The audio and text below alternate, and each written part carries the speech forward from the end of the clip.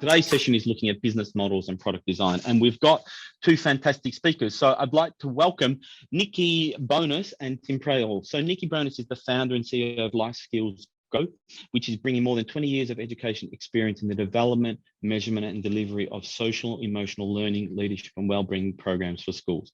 In 2016, Nikki founded Life Skills Go as a digital solution to expand access to social emotional learning in schools across the world. And we also have Tim Praill here, who is the Chief Operating Officer of Faethm AI. And prior to that, he was head of Navitas Ventures, which was a corporate venturing arm of the EdTech ecosystem. All right. Hi, Nikki. Hi, Tim. How are you? Wonderful. Fantastic. So what I might do is Nikki, give us a little bit more introduction to your background and your entrepreneurial journey to date. Sure. Thank you so much, David. So I have been in education and working in the health and wellbeing section, specifically mainly in social emotional learning for a very long time, over a decade and a half. My journey started by a face-to-face school program, so sending specialist teachers into schools, and then looking at how we digitize a service-based model into a SaaS platform. And that pretty much leads us to here. I'll hand over to you, David. Tim, did you want to do a bit more of a formal introduction, please? Sure, sounds good. So yeah, Tim Praill. I'm currently COO of a business called Faethm AI. I've been involved in the technology space for probably about 10 years, ex-management consultant, worked in corporate advisory for a number of years. I guess my exposure to education is both my personal experience, but also I was head of strategy and transformation for a big global education company called Navitas. And as part of that, I ran their venture capital arm, making early stage investments into EdTech companies and organizations focused on the future of work. So that was probably started that journey about 5 years ago now. So I've been in education since the start of that, but it's been great, super passionate about the space. And it's also wonderful that I don't know very many people on this call, which means EduGrowth is fulfilling its role to bring people together around education and the future of work. Fantastic. Thanks very much. Okay. So what we might do is we might just jump really quickly into some things. Nikki, I'm going to begin by asking you to give us a little bit of an introduction to what was the problem that you saw that you decided you were going to go and build an EdTech business? Yeah, it's a really good question. Thanks, David. So the indicators for us was we were already working in education. We were already working in schools. And what we were seeing was that the climate was changing and the demands and the needs of what teachers were doing outside of standard KI, or their key learning areas, was dramatically changing.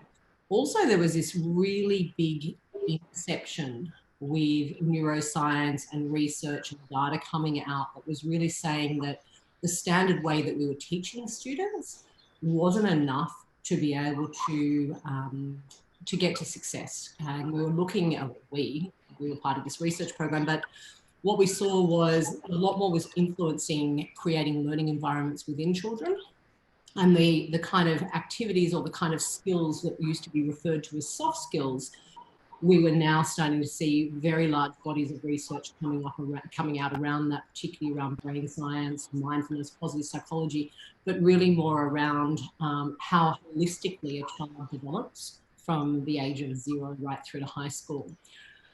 At that point, our face-to-face programs were becoming extremely popular and we were incredibly busy, and I didn't want to continue growing a lifestyle sort of service-based business and having hundreds and hundreds of teachers all over Australia.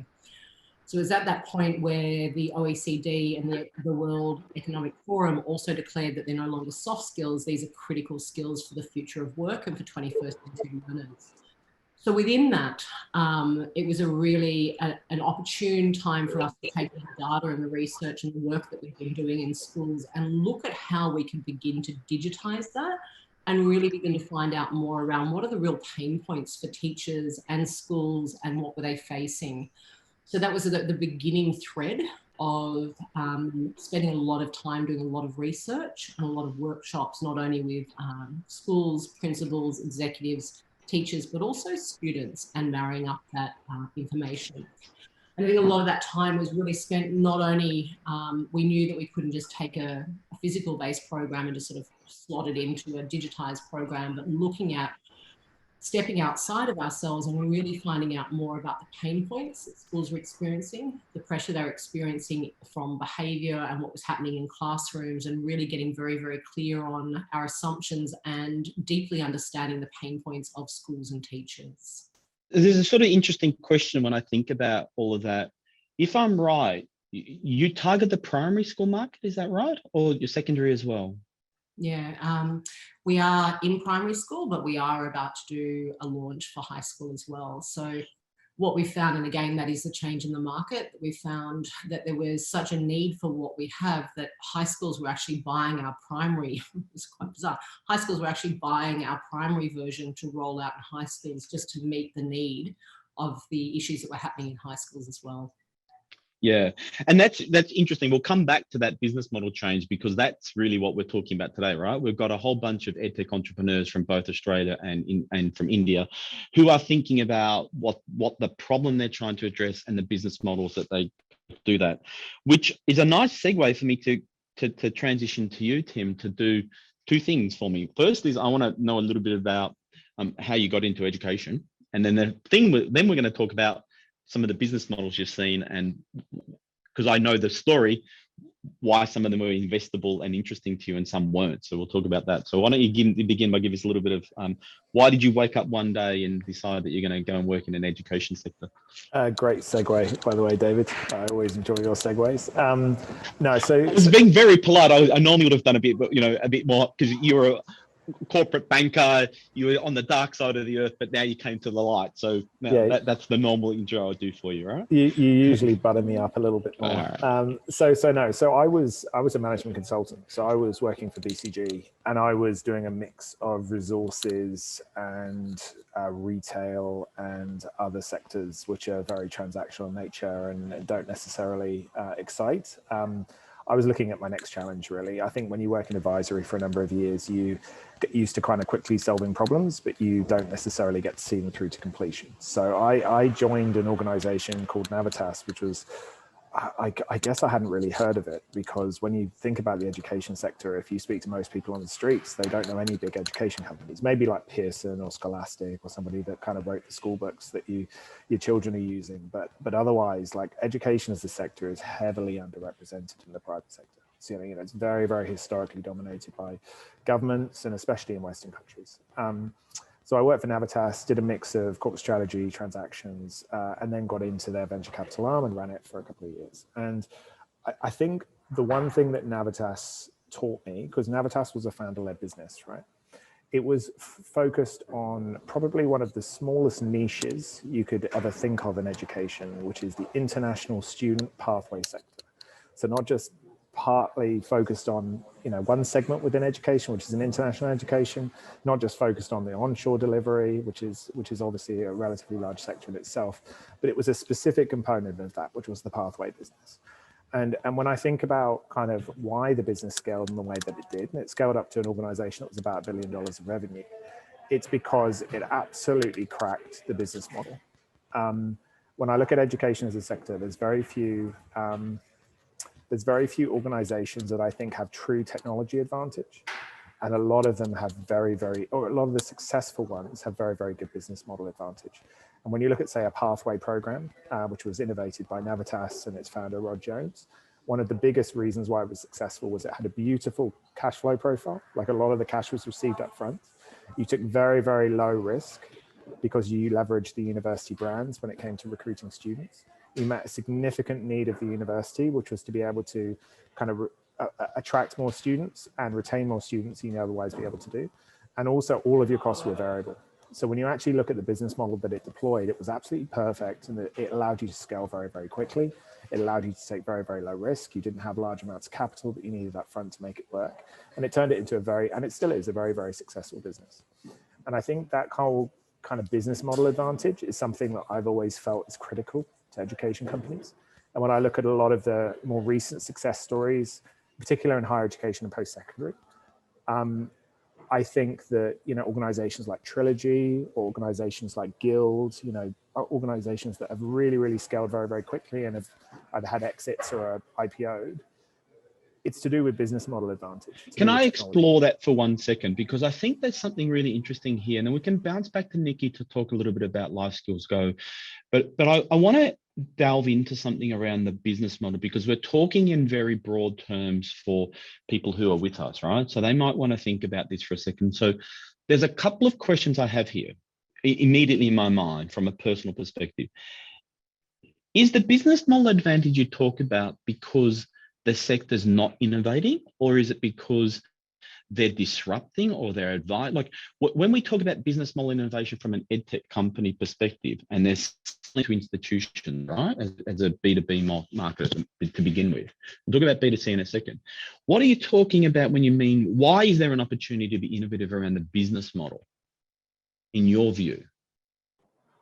I can maybe kick this one off, Dave, just purely because of a portfolio view that I've had. That's exactly what I want. Yeah. Yeah. So when I look at say the higher education sector in particular, it has some inherent challenges with scaling.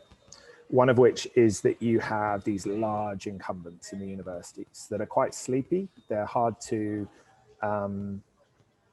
sell to directly, but they have enormous brand power, and they also have enormous, incumbency. That means it's very, very hard for you to build a scalable, competing organization that can compete directly with them. So if you look at, say, for example, there's been a lot of challenger universities that have been launched, and they've often had very, very innovative approaches to education, but they've never really scaled to the level that has often been thought possible, at least in the Western markets. And then an organization like Trilogy comes along. And what they've done is they've taken the aspects of the bootcamp model, which works so well, which is about creating certainty of job outcomes and creating really, really targeted delivery of skills, of job relevant skills. And what they've done is they brought that into the university market. They've leveraged all of the sales, distribution, and brand power of the universities, and they've delivered the one thing the universities are terrible at doing, and that is creating career outcomes for graduates. And before you know it, they've got a product that helps the university differentiate themselves, helps to offset one of their biggest weaknesses, and at the same time, they help to create really, really good job outcomes for students. And when a student is paying $100,000 for a university degree, paying an additional $10,000, $15,000 for a Trilogy bootcamp that gets them a guaranteed job outcome, all of a sudden is a really smart thing to do. If you look at Trilogy competing like for like on a bootcamp perspective against General Assembly or Academy XI or any of the other bootcamp providers out there, it's a much harder thing for them to do well in, because it's competitive and they don't have the university brand in a captive market. So that's the kind of example of looking at an outcome from a different perspective, using business model advantage in order to compete and win. And I think that's a great example. And what I wanted to also just very quickly before we jump off this for a second, when you talk about business model innovation, right, and providing competitive advantage through the business model, I'm going to ask the direct question. Is that because the incumbents are so tied to their existing business that they don't want to change? Or is it because they can't see the change? Or is it because somebody's asking a question that's not been asked before, right? I'm an entrepreneur. I wake up in the morning and I can see an opportunity. Why is it that the university aren't chasing that? I can give you my perspectives, which is, of course, when I look at the, say, the pathway market. So pathway market, it was traditionally, there were pathway providers out there that were university run, but one of the reasons why they never scaled is because it was a non-core part of the university operation, and part of the university setup made it very difficult for them to create scalable pathway infrastructure and a specific way of serving those students. It was very, very much non-core for them, and it wasn't something they had like deep-seated capabilities in. So I think one of the things about these big universities, and I'll talk about the higher education sector before Nikki talks about K-12, which is a completely different beast, is the universities are increasingly becoming specialized, but think of them as, especially in Australia, as billion-dollar enterprises. They're billion-dollar enterprises. They have traditional faculty-led processes, which means that they're very good at some things. But if you look at anything from student support, career outcomes, pathway programs, English language, they very much sit on the periphery of these large organizations. And that's why if you're a private provider and you can come in and meet the needs of the university, meet the needs of the student, and sometimes also meet the needs of the parents, you can often deliver very, very large scalable businesses. That's part of it, is about identifying the opportunity. But when we talk about business model, it's about aligning your business model to the outcomes that all three of those stakeholders need, and then you'll do great. Okay, thanks. And this is a nice way to go back to Nikki for a moment and think a little bit about, did you test some different business models in the Life Skills Go group, and then, sorry, the Life Skills group, and then maybe the Go product? And what did you sort of see worked and didn't work? Yeah, and it was interesting hearing you, Tim. Thank you so much for that, because it is completely a completely different beast here. And I think a lot of the time, the different business models were, for us, they've really changed dramatically. So it's been a real pivot for us, particularly during COVID and sort of, I'm not going to say after COVID because we're still there, but looking at the way we've always gone top down. So we've always sold to whole schools, we've rolled out through whole schools, and that's always been our approach. And we've worked from sort of the top level, from, you know, your associations and your primary principals and networks and things like that.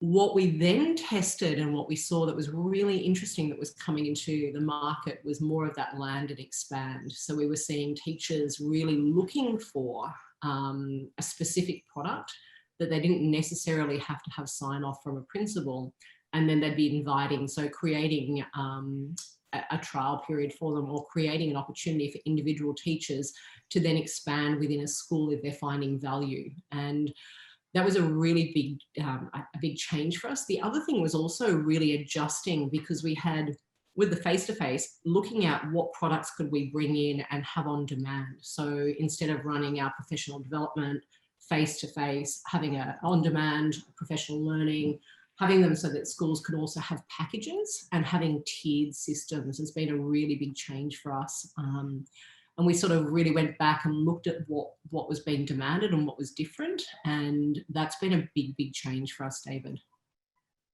And did you ever toy with B2B or B2C and B2B at the same time, or were you just always focused on selling to schools? Have you looked at those different models? Yeah, so ironically, that's exactly what we've been doing the last 6 months. You know, it's wonderful to be able to say, oh yes, let's pivot, because we're getting sort of between 10, 20, 30 teachers each day wanting to get an individual license, but to actually begin to build out the platform, it's a complete change. So there's two things that need to happen here. You know, that's great. We've got this huge demand of teachers coming in, but we also, with product and engineering, really need to look at what's important to a teacher and really starting to separate. It's probably just for those entrepreneurs that are starting to look at onboarding. I think the most critical thing that you can do in education, particularly if you're in the K-12 sector, is to really look at nailing your onboarding, because teachers are busy, they get really frustrated, and it's really hard. It's hard to get right, and it's also hard to fix if you haven't done it. So to your question, David, one of the things that we began to see was this B2C. So we'd always been B2B. Then we began to see B2C, and particularly from all around the world. So we're getting demand in America, in the UK, South America, a whole lot of different areas were popping up, particularly last year. Having to build the products separately, or to have a really beautiful, seamless opportunity that was also a tiered approach for teachers. So we began to realize that they don't need all the bells and whistles, but we also needed to not just throw something at them. We needed to be strategic in how we were bringing them in and the journey that we were taking them on, because we wanted to expand further into their school and to be able to use the platform as we begin to build that out. And that's pretty much where we're at right now, that we have found a very, very large demand of individual teachers coming in and purchasing. We've tiered that on different levels, because an executive who's running a stage is going to need something very, very different to an individual teacher in a classroom or a learning support teacher. So we've been running a huge amount of focus groups, and we went right back to being in schools and building paper-based models again and prototypes, just to get them to sort of make sure that we're getting them on seamlessly, and that we were addressing their pain points, and that they could get value very quickly, particularly for that B2C model. It had to be we couldn't just give them a standard trial that we would for a school. They needed to be able to see how it worked, get their head around it, feel like we were solving a very big problem very quickly as soon as they got in there. And we're finding that we're actually having huge success with that. I think that, go ahead, Tim. Yeah. No, I'll just say one thing, because it's, before we get too deep into this conversation, it's often a good thing to kind of make sure that we're interpreting a frequently used term in the same way. Like, one of the things that we're talking about here when we talk about business model is, like, you can define a business model in lots of different ways, but for startup companies, which is mostly what we're talking about, like, the business model canvas is a great way to think about business model innovation. And if you haven't reviewed it or learned about it and understand how to navigate between the various boxes, then I'd encourage you to do so. But when you look at something like the business model canvas, when you look at things like B2C versus B2B, those are the kind of high level questions, but below there's things like, what's your cost model? What's your partnership model? What's your revenue model? How do you look at pricing in order to bring organizations onto the, make them sticky before you start to monetize them? These are all the kind of things that, when you look at different businesses around the world, particularly in EdTech, and we can get onto some of the structural challenges with EdTech and how organizations have overcome them through business model innovation later. But when you look at those specific capabilities, it's a subtlety around how they've maybe structured their cost model, or it's a subtlety around how they've used partnerships to expand, to overcome some of those deficiencies, which is how some companies become successful and others don't. So it's something, it really is situational, I guess, depending on what segment you're going after and the local market dynamics, because obviously India is going to be very, very different from Australia, for example. And you're absolutely right. And the target that the market that you're targeting is really going to drive some of those options that you consider. But you said something that we need to go back to. So you were the first to throw out the idea, and now you've said it, you have to help us understand it. Talk to me about freemium in education technology. All right, so you have had a very great opportunity over many years to have lots of EdTech founders pitch their idea to you as a prospective investor, right? So that means you get to see lots of options. I want to talk specifically about freemium. Freemium is something that comes up all the time, and I'm sure there are people on this call who are thinking about a freemium model. So talk to me about what freemium really means in your view, and then have you seen it being successful in education? And if so, how? Yeah, it's something I'd say, I'm going to answer this in a roundabout way, which is to talk about some of the structural deficiencies of education, which is, yes, traditionally education is not at least in the Western markets, doesn't have a strong B2C presence, and that is changing, but it historically has been led by our institutions. The other thing that historically, because it's not a consumable commodity that people, if you talk to your average 15-year-old, right, they go out and they purchase certain things. They don't naturally purchase, at least in Western markets, they don't purchase education. Because of that, it means you don't get the large consumer-focused brands in education that you do in some other consumer sectors. So that's important. That's a structural characteristic about education in Western markets. It's different in China, but in Western markets. And it does mean that because of that, some of the freemium models that work in other consumer sectors don't necessarily work within education. The other thing you tend to find is in things like K-12, it's very, very fragmented purchasing, and Nikki can talk about this and how she has expanded in K-12 versus higher education. Like, if you want to sell in K-12, you're talking about relatively low ticket sizes, but you're having to sell it to thousands of schools around Australia. If you look at higher education, it's 40 universities, and each one is $1 billion enterprise. So in theory, it's very, very different markets. To go back to your original question around the freemium model in education, it really does come down to cost of acquisition. Like, if you're talking, in order to build a successful freemium model in education, I think you need to have some form of getting your product into the hands of consumers at a very, very low cost. And that either comes from like viral processes, i.e. people recommending products to others, or you have to have very, very low cost of marketing, or you have to be able to piggyback off the back of other organizations, partners, etc. But if you can do those things and you can get it into the hands of customers very, very cheaply, then genuinely there is an opportunity for you to put it into the hands of as many customers as possible through a freemium model, reduce barriers to them using your product, liking the product, and then you can monetize it in the back end. But the point is, there has to be a commercial model somewhere in there. So if you're not monetizing it up front, you have to be able to monetize it in the back end. And that can either be through premium products, or it can be through things like advertising, which isn't really that prevalent in education, but it could be. So I just think you have to have a viable commercial model. And if you're looking at offering it for free, you have to have a low cost of customer acquisition. So if you have those two things, it's probably viable. But because education is structured in a certain way, there aren't that many businesses that can crack those two things. Yeah, it's a really good Australia. point. Yeah, I think it's a really good point. I personally, I don't think that I've seen any freemium model in Australia for K-12 that's worked really successfully.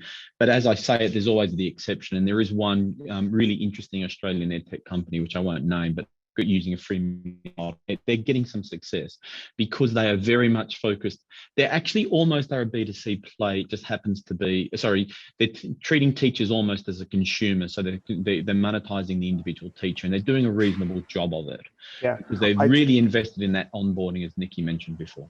I think teacher-focused viral marketing is a very smart way to expand any K-12 product, full stop. And if your way to get the product into the hands of as many teachers as possible and as many decision makers as possible is to make it free, then I think it's a very viable process. But it's really the reason why that makes sense is because you're overcoming the deficiencies of K-12, which is that it's a very fragmented market, incredibly hard to sell into. So anything that overcomes those two things, it probably creates quite a viable business model because you can kind of monetize it on the back end. But I do think Australia is a very, very different market to say the US, where it's a larger consumer market. You can deeper capital pools. You can have a bigger run at creating a large consumer product in the US than you can in Australia, where at some point you're always going to have to go offshore. We'll let you take a pause for a second, Tim. I'll come to you in a second, Nikki, but I want you to think about the following for us, Tim, to think about valuations and business model innovation. We'll come back to you, but in the interim, what we're going to talk a little bit about with Nikki is thinking about product design and influencing business model and how they may have to be adapted, and what role the prospective customer plays in testing and validating those things, and maybe some of the processes you use, because that will then be a nice way to come back to Tim when he's thought about it and given us the 6 steps to be creating a unicorn over the next 6 months. So that's what we'll set you up for, Tim. So that's what the audience are going to be expecting for that. But in the meantime, I speak to Nikki talking about product design, right? You can tell us about product design, business model innovation, working with customers, validating, testing, that sort of stuff. Okay, I think it's an incredibly important part. But I'm only going to do that if Tim's going to deliver how we're going to get that 6 steps to a unicorn. So, no pressure. Seminar 6. We'll do that one then. No pressure. I think that's, coming back from all that. So I kind of think one of the most important things, we started with absolute paper, like I said, absolute paper-based, and made sure that we put no money into any form of development until we'd actually validated what the customer needed. So spending as much time as possible, and not just our friends, like really running really in-depth workshops and spending a lot of time building out literally paper wireframes and then moving it over to into a product. At that time we were using Proto.io, so it was just a click through, and validating it, going out to schools, using that, making sure that we weren't building something that we assumed they thought that they needed. So a lot of customer interviews, a lot of getting different people to interview them. And then when we started to mock up the product and getting them to actually use it, we still hadn't bought it. From that stage, one of the things that I did was I started selling it, because I didn't want to put any more time and energy into it. So because we were selling to a whole school, I picked 15 schools and I said, it's going to be this price. We hadn't actually finished building it, and we hadn't developed the whole thing, but we had a core group of people that were willing to pay for it. Part of them paying for it was they paid in advance, and that we brought them in as our pilot customers, and they became our friendlies, but they were also our clients. And to this day, those people are, the majority of them are still with us. But what we're able to do is to be able to take them on the journey and then bring new people in. Constantly listening to, so some of, in terms of validation, what, success metrics, like how do we validate? So what we looked at was, are they using it? I think one of the number one things is... Can I interrupt for 1 second, Nikki? Because I want to go back one step, just a very practical step, because we've got people who are sort of at the ideation stage on this call and some who have already started building these things. And there's actually a question that Kang Vo has asked in the chat, which I think is really important. At a practical level, how do you actually get, in your instance, the 3 principals in a room or the 3 leaders in a room to actually begin that conversation? At a practical level, how did that first step happen? So really, I'm racking my brain. So, and thank you so much for asking that question. I'm a relentless person who finds people on LinkedIn, and I literally contact them all over the world. I'm not scared to put out an idea of what I'm doing and let them know what I'm trying to build and ask them for time. My initial relationships were literally built like that. Like when I think back to when I first started selling to schools, I got on the phone, I rang people, I contacted them on LinkedIn, I asked them if I could take them out for lunch. I mean, for me, I'd been in the industry, so I had a little bit of an understanding, but as I was beginning the really early days, it was a lot of business development, bringing in and interviewing, picking up the phone, finding those people, and then asking those people if they had friends that might be interested in coming on and being part of an innovation hub, putting a name around it so they felt important and that they felt like they were coming on a journey with me. The same way that we bring, for some of you, when you bring in staff when you're really early stage, there has to be a conviction as a founder around what you're doing and so clear on the mission or the value that you're bringing to your customer that it's kind of contagious, and then not giving up. So if someone says no, you go and find another person and another person. And that was pretty much, there's nothing really over the top. It literally was pounding the pavement. Okay. So now that we've sort of got this idea, you were going down the path of the things that you were testing, right? So what are the points in your mind that you were saying, have we got an idea here that is worth pursuing? What were those? Did you sort of have a set of metrics that you were thinking about? Did you have some specific test points that you wanted to create? Yeah, we did. Very much the onboarding process, so can we get them on board very quickly, was a big thing that we had to tick off. And using Proto.io, and I don't think we've nailed that. I think it's a continuous thing as you continue to release product. But usage was a really big thing because we learned early on, because it was so clunky, that if we couldn't get them on, it was going to be a huge problem.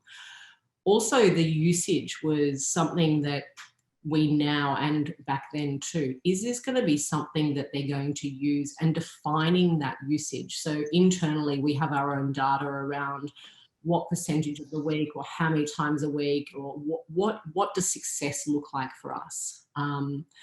Also our NPS score. So we have a NPS score that goes out through our systems. Having a look at our NPS score, not being terrified, but being more excited if someone is unhappy with the product, really getting close to that person and spending a lot of time around finding out what we're not seeing. And I think that's another really core area. Also in testing your product and features, a lot of it is, and again, this is kind of one of those terminologies that we all use, but if you have a scalable, if you've got a problem that is going to be scalable, it should be able to, and I'm using terminology that might not be quite appropriate, but there is usually an 80% problem. So we didn't want to be just kind of solving 5% here and 10% here. So a lot of customer interviews, we wanted to begin to do. So the scientific part of it was a lot of customer interviews, and then really researching those. And we still do a lot of those today, David, going back, watching the usage. If we're in schools, actually watching the kids use it, watching the teachers use it, and they've been very much signs of success for us. So I'm going to come back to this point, but I wanted to just segue back to Tim and talk a little bit about the scalability that we keep talking about, right? And business model innovation is a really interesting thing. So I'm sure that you've seen lots of businesses, Tim, that have presented to you, but when they intend to say, hey, X millions of dollars, it falls down at the business model. And what were the things that you may have sort of looked at and went, well, wait a sec, this doesn't make sense? It's a shame, David. I had my 5 things ready. We'll come back to the, don't worry. The audience are reminded the chat's full of these 6 things to build a unicorn and 5 easy steps. They're waiting. Okay, so good. Where does the business model break down? Outside of things like addressable market, like I think distribution strategy is like absolutely makes or breaks a business. And I think that, if the example is I'm going to give you money and you're going to spend it on hiring salespeople that will go door knocking, it's probably, unless you've got a very, very innovative way of selling or a really, really deep untapped marketing pipeline, it's probably something that just doesn't pass the sniff test.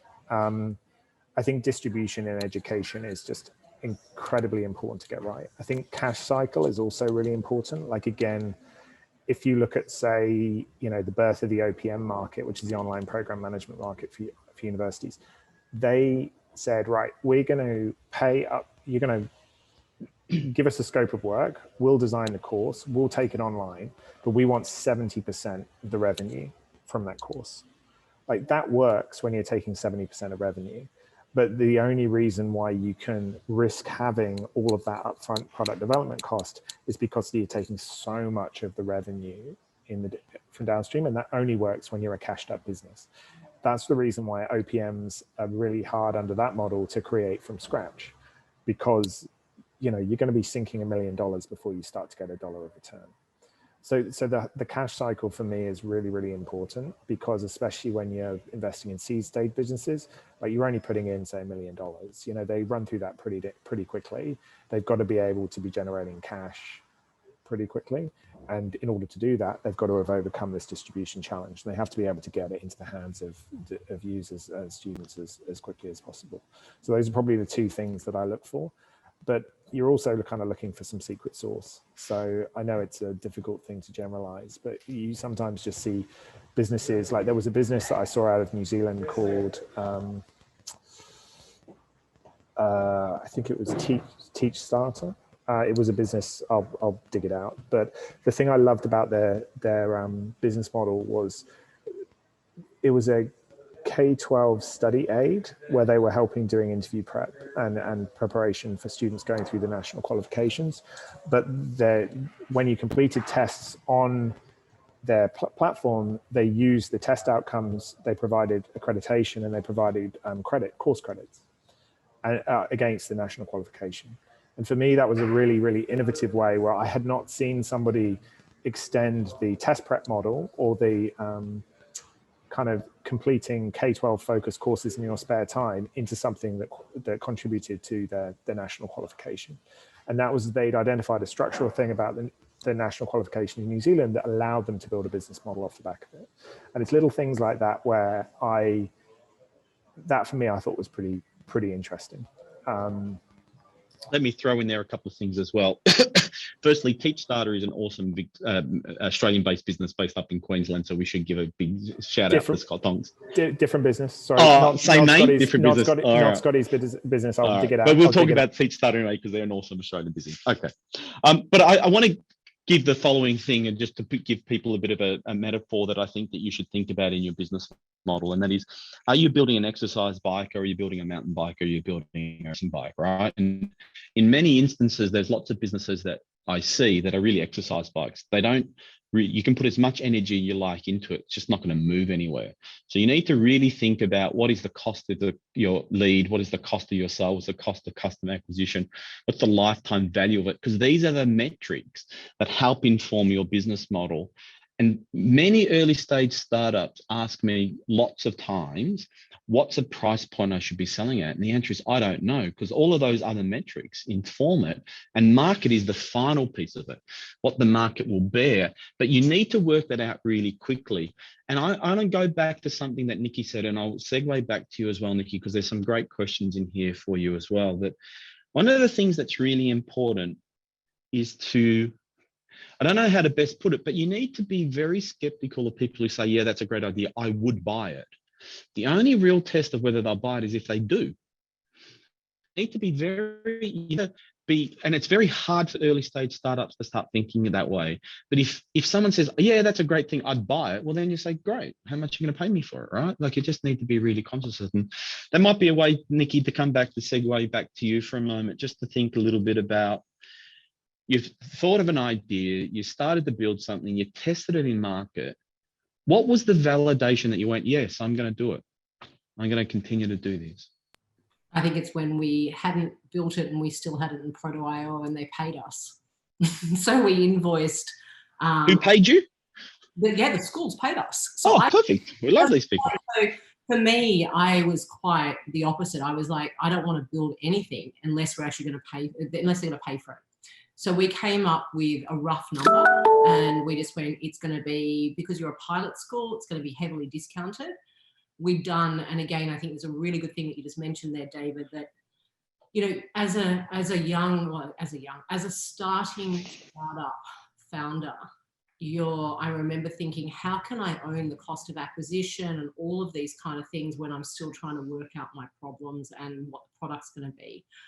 I think there's so much intelligence in actually beginning to at least allocate, 50% of your time to the product and 50% of the time to your go-to-market, what it's going to cost you, your channels, because there's nothing worse than ending up with a product that no one's going to buy. So to your point, David, when we had finished doing the mock-ups of the Proto.io, we used a whole lot of other people's apps and sticky taped them together. We did presentations, we ran them in schools, and we were flipping between apps. And when the school signed off on it, we had, I think it's 15 schools signed off on it at the pilot price.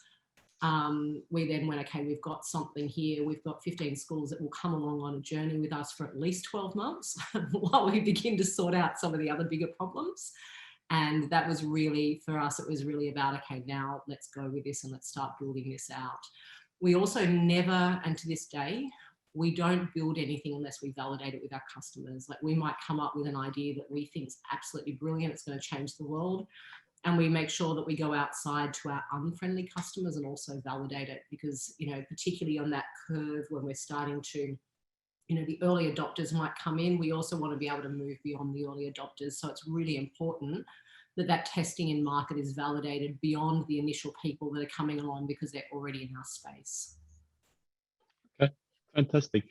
So I want to sort of, now we're very getting close to the end of this sort of our plenary session before we then go into breakout rooms and you can network with other people in the call. There's a whole bunch of questions that are coming in that are really, some of them are connected very much to other parts of the program that we will talk about over the next 8 weeks. So there's this is session 1 of 4.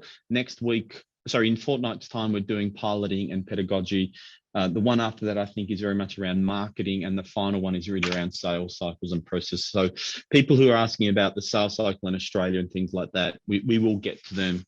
We'd love you to come along to those sessions at the appropriate time. But I want to segue back and try and find a bit of a synopsis here across a couple of themes. So I'll come back to you, Tim, and we've talked about business model innovation. We've talked about finding the valuation model, with the curve within it, and ensuring that you're sort of connected to it. We've talked a lot about what that means and some of the structural problems in education. I want to talk in a very broad term. I'm going to ask you a question that's unanswerable. What trends, when you were looking around EdTech, were you seeing in Australia or outside of Australia that interested you? What was there a market differentiation that you're seeing for, say, Australian companies or people out of India pitching, or people out of North America, that you weren't seeing in other spaces? I think the professional development market was a particular sector that we were very interested in, because we saw it was growing very fast. We saw that the purchases of that product were corporates and professionals, and that there was a large addressable opportunity there. I always felt that the teacher training and development market was very underserved. I think teachers have had a very have just been an unloved segment for a long time. And I think when you look at the demographics of most Western teaching populations, there's going to be a lot of retirees over the next 10, 15 years, and there's going to be incredible pressure on the next generation of teachers coming through and being able to, use the technology and teach in different ways.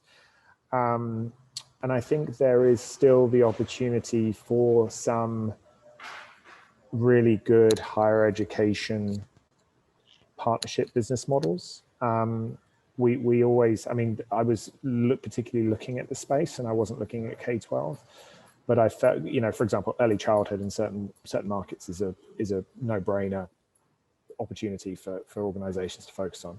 But for me, I felt that in the same way that Trilogy was able to build, close to a unicorn business, focusing on higher education boot camps, I felt that there was additionally different pathway models, distance learning models that the right organization would be able to come and absolutely dominate globally. And they would turn into very, very large addressable market opportunities. So for me, it was professional development, teacher training and development, and higher education partnerships were the three that I was particularly focused on. Okay, thank you. Just before we go to Nikki to sort of wrap up our plenary, for those people who are messaging me direct, yelling, what are the 6 steps to a unicorn? We'll ask him to answer that in a blog post in the future. But thanks very much for those 27 questions. So you can't wrap up without answering the 6 steps to a unicorn. If we knew that, we wouldn't be on this Zoom call. We'd be building that unicorn. So, all right, Nikki, let's try and find a couple of little pieces of nuggets of inspiration and practical advice for EdTech founders that are in our call. So specifically, let's try and think about what's the one thing that you did in product design that you now know you shouldn't have done and you wish you could go back and have not done it. I'm interested in that piece. So what's the red flags that led you to that belief too? Yeah, I think, do I only get one? You can give us many, but I don't want it to become an emotional toll on you. I just want you to give me the high level. Mistakes. It's okay, David. You know me well enough. I think one of the biggest mistakes was we didn't stick to a lean MVP. So we built out what we thought, huge amounts of content, and even though we'd validated the use of it, looking back now, we could have been really, really lean, and we could have just had those key areas that we knew they really wanted, but we got overexcited and built way too much, which has been fantastic because we've got huge amounts of content and it continues to help us grow. But I would never have, looking back now, I would never have done that. Find the smallest, stickiest, tiniest pain point that you can focus on and build out from there. Okay. I think that we've got a little bit of data we're going to share with you, but I would like to formally thank Superwoman Nikki Bonus, founder and CEO of Life Skills Go, Tim Praill, Chief Executive Officer, Faethm AI, EdTech entrepreneur around town. Both have been fantastic. Thank you for sharing your personal insight. Thank you for everyone joining us. We're not ending here. Let me begin by, I think, Lily, if you can share some slides. We've got a bit of data to give you some insight on the Australian EdTech ecosystem that you're not seeing anywhere else. So just very, very specifically, this is data about the Australian EdTech ecosystem. 71% of the market is made up of B2C players. 19% of the Australian EdTech ecosystem are using a B2C model. And then finally, there's this consultant market that's incredibly important. And these guys are very much about trying to help institutions transform. Can I ask everyone to make sure they're on mute, because I'm getting incredible feedback from someone in wherever they happen to be. If you can go to the next slide for me, Lily. And what this also just goes to show you is the growth of the sector over the last, whatever the maths on that one is, 30-something years. So what you're basically seeing is that the EdTech ecosystem in Australia started in the B2B space. The consultants were really important. They started to arrive in the early 90s. But this B2C component of the market has been growing really, really fast, and it's been growing incredibly big. And I think in Australia, you'll see more B2C coming about. So thank you, everyone. What we're going to do right now is we're going to set up some breakout rooms. You're going to be able to go and meet some other people. I'll be in one of the breakout rooms. If somebody wanted to come and ask me anything about the Australian EdTech ecosystem, you can. If you want to ask me about some of the programs at EduGrowth, you can. I'm not sure if our speakers have got time to hang around. If they are, great. If not, I think Nikki's got to head off right now. Tim, thank you very much. Nikki, thank you very much.